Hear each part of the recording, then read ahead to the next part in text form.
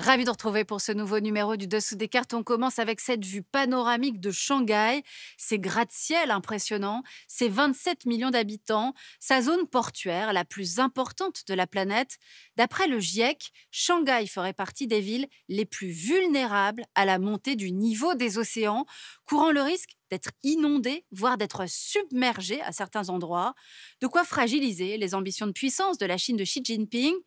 Nous avons voulu nous intéresser à cette montée du niveau de la mer qui s'accélère, qui ne va épargner aucun continent dans les années à venir, avec des conséquences dramatiques bien sûr pour les êtres humains, les paysages, les économies d'un nombre important de régions du monde. Alors de Shanghai aux Hauts-de-France, de la Nouvelle-Orléans aux îles Tuvalu en passant par le Nigeria, nous allons sillonner les régions à risque du globe en regardant aussi les moyens déployés par les États pour tenter d'éviter le pire. Sortons nos cartes. Selon le groupe d'experts intergouvernemental sur l'évolution du climat, ou GIEC, le niveau moyen des mers et des océans a augmenté de 21 cm entre 1900 et 2020, avec un rythme qui ne cesse de s'accélérer. On mesure ce niveau des mers et des océans grâce aux marégraphes installés sur les côtes dès le 19e et depuis 1993 grâce aux données satellitaires. Ce qui permet à la NASA de confirmer cette accélération avec une augmentation moyenne globale de 9,4 cm entre 1993 et 2023. Cette montée du niveau des mers et océans est causée par un double phénomène. D'une part, la fonte des glaciers de montagne et des calottes glaciaires du fait de l'augmentation des températures. Leur eau douce dégelée ajoute de l'eau aux mers et océans. D'autre part, les mers et les océans se dilatent, toujours du fait de la hausse des températures. Comme tous les liquides, sous l'effet de la chaleur, les molécules d'eau se séparent et prennent plus de place. L'eau gagne en volume, ce qui entraîne une hausse de son niveau. Alors voyons maintenant comment ce phénomène est mondial, mais n'est pas uniforme. On voit sur ce globe l'évolution de la hauteur de la surface des mers et des océans entre 1993 et 2023. Elle est plus élevée ici en rouge au large du Japon, alors qu'elle est moins prononcée sur la côte ouest du continent nord-américain, tandis que la côte atlantique et le golfe du Mexique sont tout particulièrement touchés. C'est là que se situe la Nouvelle-Orléans, la ville américaine la plus concernée par le problème. On se souvient de l'ouragan Katrina en 2005 qui a inondé 80% de la ville et fait plus de 1800 morts. Depuis, 560 km de digues, de barrières et de murs ont été construits autour de la Nouvelle-Orléans et de sa périphérie. Ces aménagements ont fonctionné lors de l'ouragan Aïda en 2021, mais leur efficacité n'est pas garantie à long terme. En effet, la montée des mers et des océans, qui représente, rappelons-le, plus de 70% de la surface de la planète, va se poursuivre en fonction de la quantité de gaz à effet de serre que nous émettrons et du réchauffement climatique qui en découlera. C'est pourquoi le GIEC a évalué la future élévation du niveau de la mer selon 5 scénarios. Nous utiliserons ici le scénario dit intermédiaire, avec un réchauffement estimé à 2,7 degrés d'ici 2100, qui prévoit une hausse de 71,8 cm en 2100 par rapport à 1900. Notons que ce scénario ne serait possible que si les pays suivaient les engagements pris en 2015 dans le cadre de l'accord de Paris. Là encore, on le voit, la hausse ne sera pas uniforme, particulièrement importante au nord des Philippines et toujours dans le golfe du Mexique. Les conséquences de ces hausses sont multiples. Certaines zones côtières seront inondées de façon permanente, tandis que d'autres seront submergées temporairement lors des marées hautes. Cela entraînera la salinisation des stocks d'eau douce, l'érosion accélérée des littoraux, la destruction des écosystèmes côtiers et des infrastructures, réduisant l'espace vital ainsi que les ressources en eau et en nourriture des populations. De plus, la température plus élevée de l'eau conduira à des catastrophes naturelles de plus en plus violentes. On l'aura compris, la montée des eaux sera donc l'une des conséquences majeures du dérèglement climatique dans les années à venir pour les êtres humains. Et même si différents scénarios sont possibles suivant l'engagement des États, on peut d'ores et déjà faire un tour du monde des situations et des stratégies d'adaptation mises en place, vous allez voir, dans quelques pays.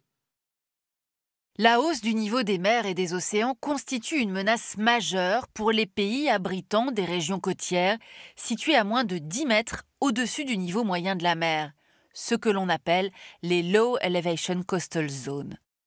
Ces zones concentrent 11% de la population mondiale et 14% du PIB mondial. Parmi les pays abritant ces zones, la menace est plus importante pour les petits États insulaires en développement, notamment dans le Pacifique Sud. Prenons l'exemple des Tuvalu, composés uniquement d'atolls et d'îles récifales. Fongafale, le plus grand îlot de l'atoll de Funafuti, concentre 63% des 11 500 habitants des Tuvalu sur 1,6 km². Aujourd'hui, 46% du bâti situé au centre de l'îlot est déjà sous le niveau de la mer. Ainsi, les Tuvalu pourraient devenir l'un des premiers pays au monde à disparaître à cause du changement climatique. Un projet est destiné à surélever et agrandir l'îlot de Fongafale. Pour le réaliser, un ministre des Tuvalu a requis des financements internationaux, annonçant que les îles voulaient devenir la première nation dématérialisée dans un espace virtuel afin de conserver son histoire, ses langues, ses traditions et ses services publics, à défaut de survivre. Parmi les autres pays aux régions côtières de faible altitude, la menace est plus importante pour ceux qui abritent des mégapoles sur leurs côtes. Shanghai en est l'exemple le plus marquant, car c'est l'une des principales zones à risque du monde, on l'a vu. En plus de ses 27 millions d'habitants, elle abrite le premier centre financier chinois et le premier port à containers du monde. Dans le cadre du scénario intermédiaire du GIEC, la quasi-totalité de la mégapole sera concernée par la hausse du niveau de la mer et les inondations annuelles en 2050. Alors, pour s'adapter au risque d'inondation, le gouvernement municipal construit des digues et applique le concept de ville-éponge. Ainsi, dans le nouveau quartier de Lingang, au sud-est de la ville, les rues sont équipées de matériaux pouvant absorber l'eau. D'une façon plus globale, la Chine est l'un des pays les plus exposés à l'élévation du niveau de la mer, avec un littoral de 18 000 km, sans compter les îles. C'est aussi l'un des plus vulnérables, car plus de 40% de la population et 60% de l'industrie sont situés dans des zones côtières de faible altitude. La Chine est le premier pays en termes de nombre d'individus exposés à un risque d'inondation annuelle en 2050, avec près de 59 millions de personnes. Vient ensuite le Bangladesh, où ce sont 22 millions de personnes qui pourraient être exposées à ce risque, puis le Vietnam, l'Inde, la Thaïlande, l'Indonésie, les Pays-Bas, le Japon, la Birmanie et les Philippines. On le voit, la montée des eaux aura des effets plus importants en Asie, mais dans cette liste, il y a aussi un pays européen sur lequel on va s'attarder, les Pays-Bas. Aux Pays-Bas, voici les territoires qui pourraient se situer sous le niveau de la mer et celui des inondations annuelles en 2050, dans le cadre toujours du scénario intermédiaire du GIEC. Le pays est devenu un pionnier dans le domaine de l'adaptation à la montée des eaux depuis les inondations de 1953 qui avaient fait 1800 morts. S'en est suivi le plan Delta, destiné à rehausser certaines digues et à en construire de nouvelles. Un ouvrage majeur est le barrage de l'Escaut oriental, inauguré en 1986 et qui s'étend sur 9 km. Ces 65 piliers sont dotés de glissières qui se referment en cas de grande marée ou de tempête. Les Néerlandais cherchent aussi à prévenir les risques dès la conception des villes, comme à Rotterdam. Situé dans le delta du Rhin, le premier port de l'Union européenne, deuxième plus grande ville du pays, est particulièrement exposé, certaines zones étant à 6 mètres sous le niveau de la mer. On y trouve donc des toits végétalisés pour retenir l'humidité, des jardins publics pouvant se transformer en lacs, des parkings pouvant se convertir en cuves de récupération des eaux. Dans la suite du classement, en termes de nombre d'individus exposés à un risque d'inondation annuelle en 2050, on trouve aussi l'Irak, où se situe le delta commun du Tigre et de l'Euphrate, le Brésil. On retrouve aussi les États-Unis, avec 2 millions de personnes exposées, ainsi que 4 pays européens et 5 pays africains. L'Afrique de l'Ouest est particulièrement exposée car ses côtes sont des zones sableuses et très basses, ce qui les rend très mobiles, sujettes à l'érosion, et elles s'inondent rapidement.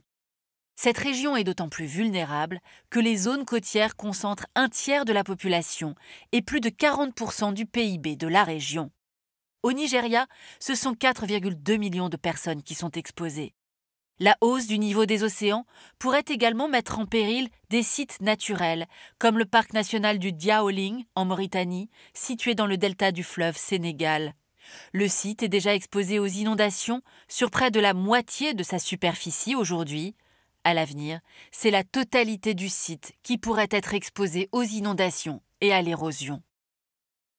Et terminons cette émission dans les Hauts-de-France. Les villes de Boulogne-sur-Mer, Calais, Dunkerque, Saint-Omer seraient menacées par la submersion marine à l'horizon 2100, avec un scénario qui n'est pourtant pas le plus pessimiste, tablant sur une élévation du niveau de la mer d'1 mètre.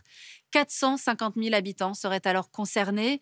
Ces projections inquiétantes conduisent les élus locaux à se lancer d'ores et déjà dans de grands travaux de prévention, comme à Dunkerque, où la ville a rénové la digue moyennant 13 millions d'euros. Mais combien d'années encore sera-t-elle suffisante si nos émissions de CO2 ne baissent pas davantage? Ce qui reste bien sûr possible si la volonté politique et citoyenne se fait plus forte. Pour aller plus loin, l'un des ouvrages de ce grand spécialiste de la mer, Cyril Coutançais, qui co-signe avec Guillemette Crozet « La mer, une infographie » chez CNRS Éditions. Ainsi s'achève ce nouveau numéro du Dessous des cartes. Rendez-vous bien sûr la semaine prochaine, même endroit, même heure. Et d'ici là, n'oubliez pas arte.tv et nos réseaux sociaux où vous retrouvez l'ensemble de nos vidéos, mais également notre newsletter. À bientôt.